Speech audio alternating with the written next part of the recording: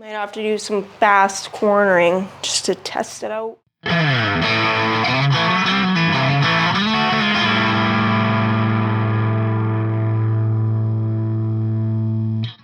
Go over to Hippie Trev's channel and check that out. He's got a video up there that he posted yesterday, I think last night it would have been, for us, and he's talking about his giveaway. So I think he's doing a draw on Wednesday.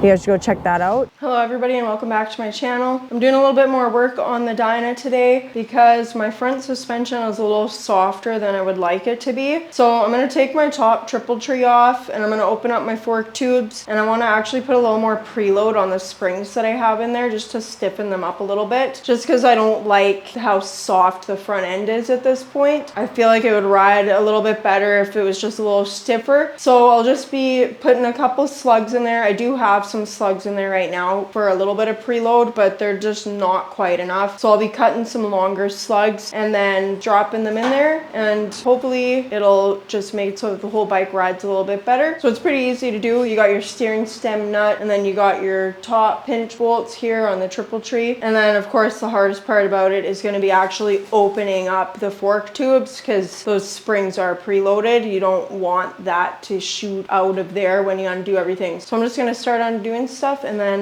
get to work here. All right, I've got everything undone. One thing I did not mention is that I do have the front of the bike jacked up just enough that the front tire is just touching the ground. It's not off the ground, it's just touching it. Also, these Dynas are kind of a pain in the butt to use a lift with, but we just put 2x4s underneath of the foot peg mounts there, just off to the side enough, and one on either side, and then that just helps so that we don't have to try to avoid the engine mount, because that actually hangs down lower than the frame. They're kind of annoying to try to use a lift on at all, because you got the drain plugs on the engine that actually sit below the frame, which I don't know why Harley would have done that, but they did. So, and you do want to try to keep your front end as straight as possible too when you're doing this. Another thing that makes this job a little bit easier too, guys, is just strapping your front end to your frame. So I've actually got some like short ratchet straps. We modified regular ratchet straps and we shortened them up. I just wanted to show you guys how we shortened these tie straps. So we actually shortened the part the hook goes on. It's quite a bit shorter.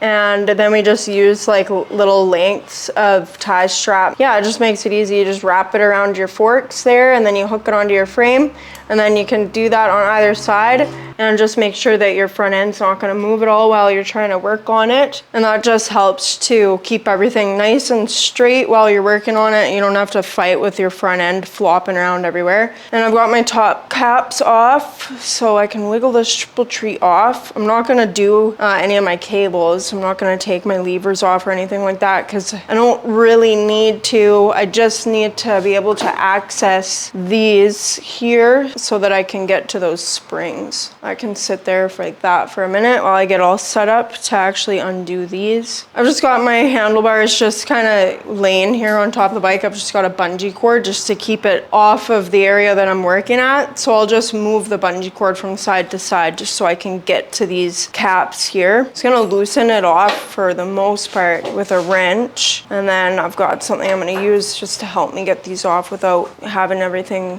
fly out of there on me. Now what I'm actually going to use to get these caps out, just to kind of give me a little bit of leverage so that the springs don't shoot out into my face or something, I've got this 3/4 inch extension with a 1 inch 12-point socket on it. Now this isn't going to actually fit to undo these. You can't fit a socket on there or a box end wrench even, but I do have a piece of rubber here. This is actually pond liner rubber.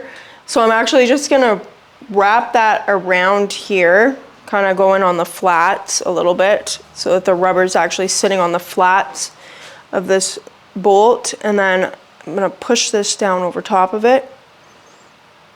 That makes that fit on there nice and tight. And since I've got this cap loosened, now I can actually, you can see I can actually turn that pretty easily with this extension, and that's just going to give me a little bit of downward force as I undo this so that hopefully nothing comes shooting out of here. I couldn't remember how hard these were to actually get in there the last time. So I actually don't even need to use a whole bunch of downward force to get these caps off. But with the longer slugs in there and the extra preload, this is going to come in handy just for helping to put these caps back on, because they're going to be harder to get on than they were to take off. Now I'll just turn my bars to the other side, and then same thing on this side.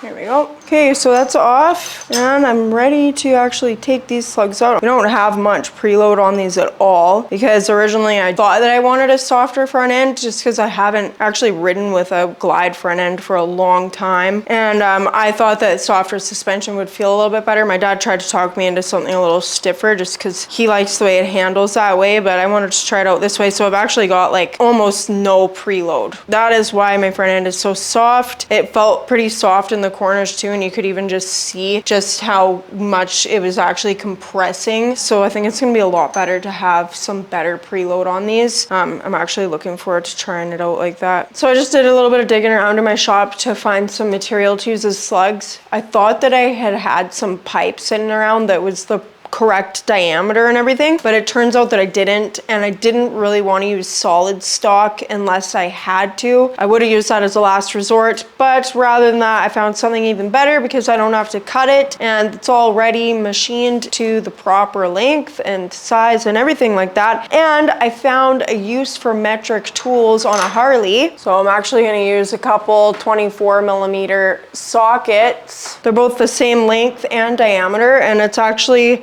a little bit more than twice as much preload as what I had in there before. So that should stiffen it up enough, I'm thinking. All right, I'm just gonna clean my hands and then I can put these caps back on. Okay, cap number one. I'm gonna see how this homemade tool works. Just need to grab one little thread, you think. It's almost grabbing it. There we go.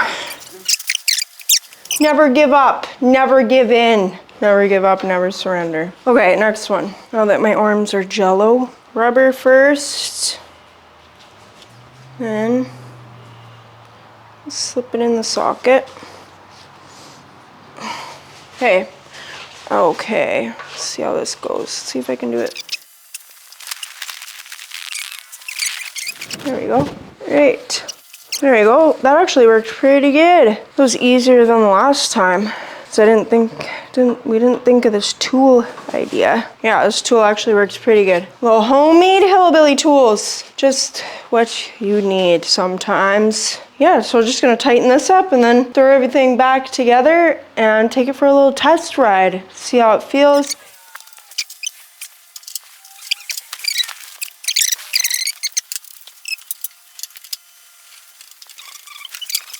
Just make sure they're down all the way. I'm using the same O-ring, so don't judge me for that. So these are meant to be done up to 30 to 35 foot-pounds. And then the steering neck nut is 35 to 40, which I'm gonna put them, all three of them, at their max torque.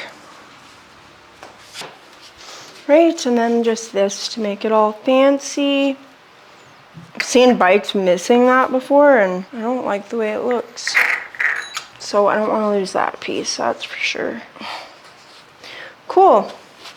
Now it's ready for a test ride. Perfect. Favorite part of the job.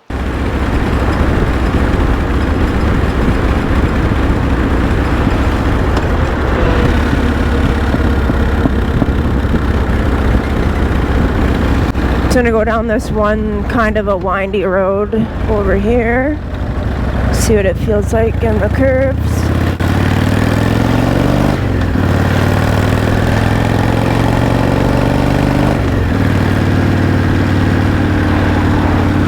We'll just do a quick loop and then go home.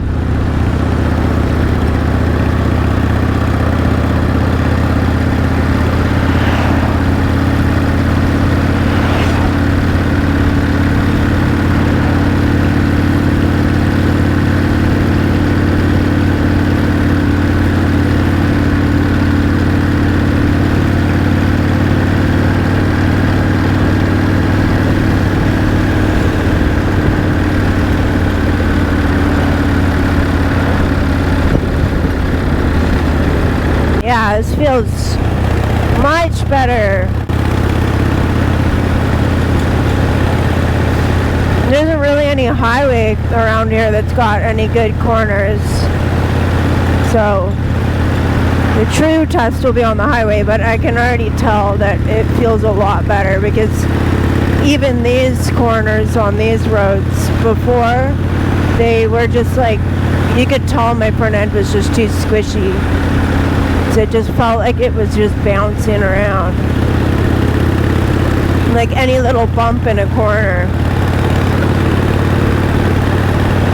I'm used to riding a Springer, so I'm used to it not being super squishy.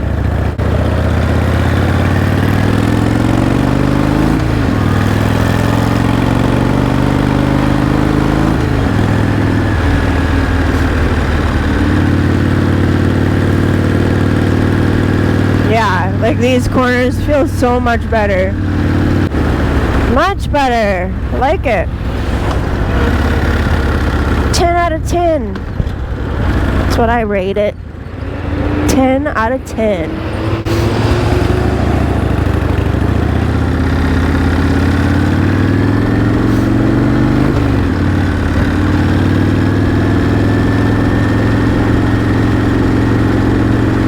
And this intersection coming up's got a pretty good like dip.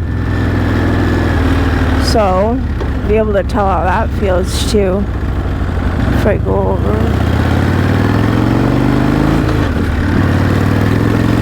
Yeah, I like how it feels. Definitely glad I did that. Time to go home.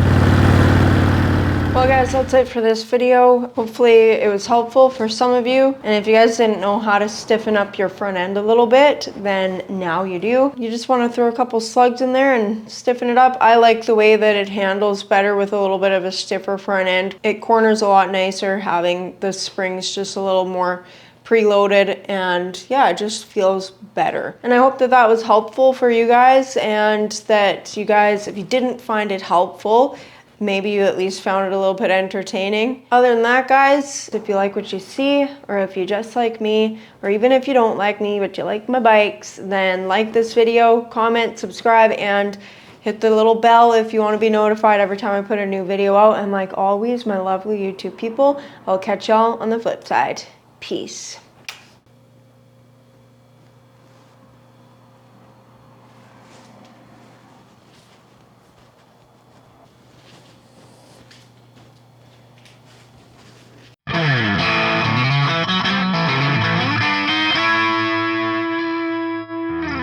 Right, little Loki? Just up here being a troublemaker like always.